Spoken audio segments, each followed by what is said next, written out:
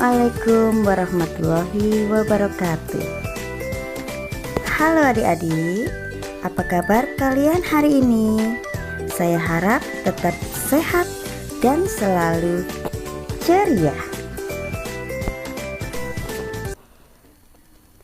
Selamat datang di ruang belajar kelas 3 dengan kami Sekolah Dasar Negeri Jimbaran Wetan, Kecamatan Wonoayu, Kabupaten Sidoarjo.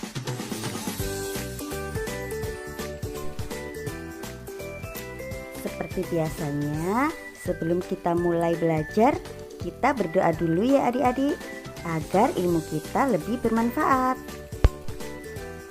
Kali ini kita akan belajar di tema 2, menyayangi tumbuhan dan hewan.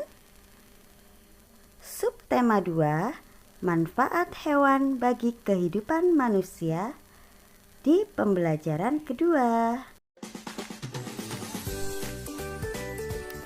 Mari kita belajar dengan penuh semangat dan ceria.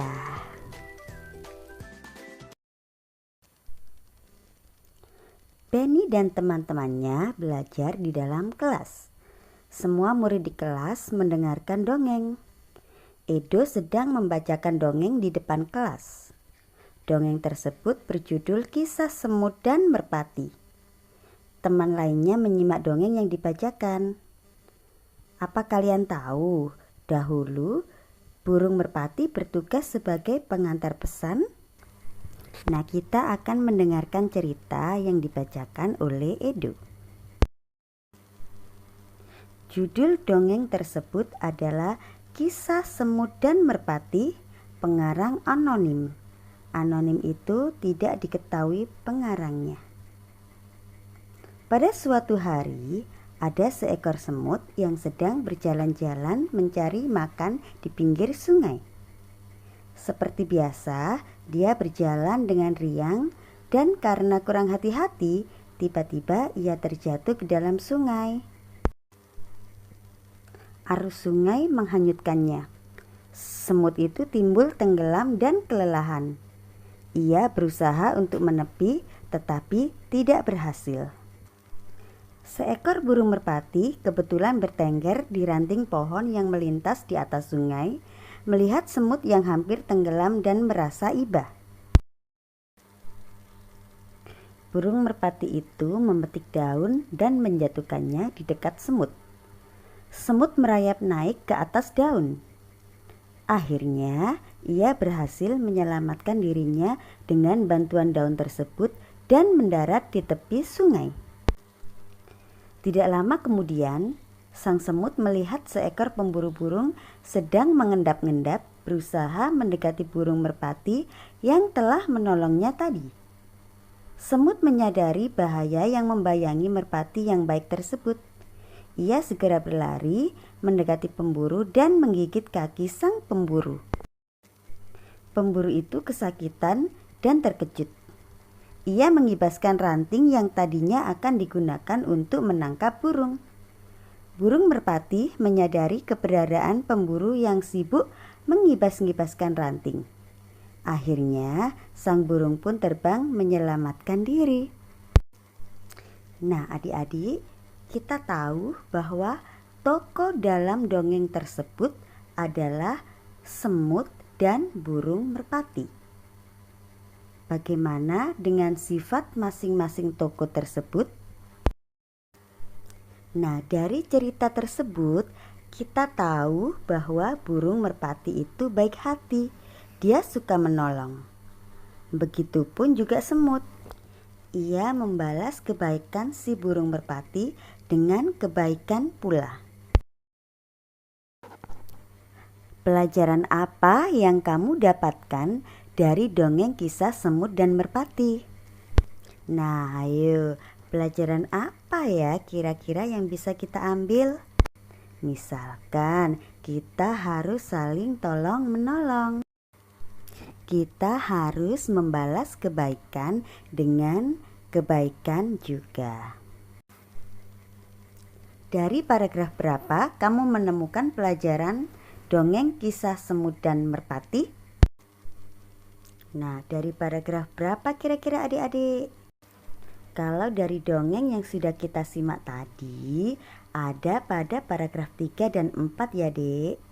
Karena di situ dijelaskan bahwa burung merpati memetik daun dan menjatuhkannya untuk membantu semut. Sedangkan paragraf 4, semut membalas kebaikan merpati dengan menolongnya dari pemburu. Perhatikan gambar berikut. Benny memelihara ayam di rumah karena ia menyukai binatang. Ayah Benny membuatkan kandang ayam.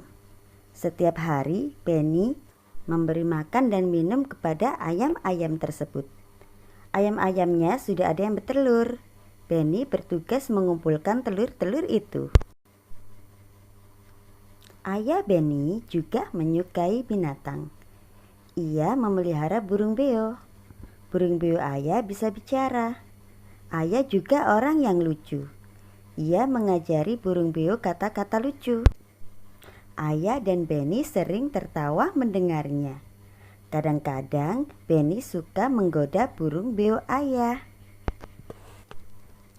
Setiap manusia memiliki sifatnya masing-masing. Dalam keluarga ada yang memiliki sifat yang sama, tapi ada juga yang berbeda. Dari cerita tersebut kita tahu bahwa sifat Benny rajin dan menyukai binatang. Tuliskan 2 sifat ayah Benny yang kamu temukan pada teks bacaan tersebut. Nah, bagaimana sifat ayah Benny tadi? Kita tahu bahwa ayah Benny memiliki sifat penyayang.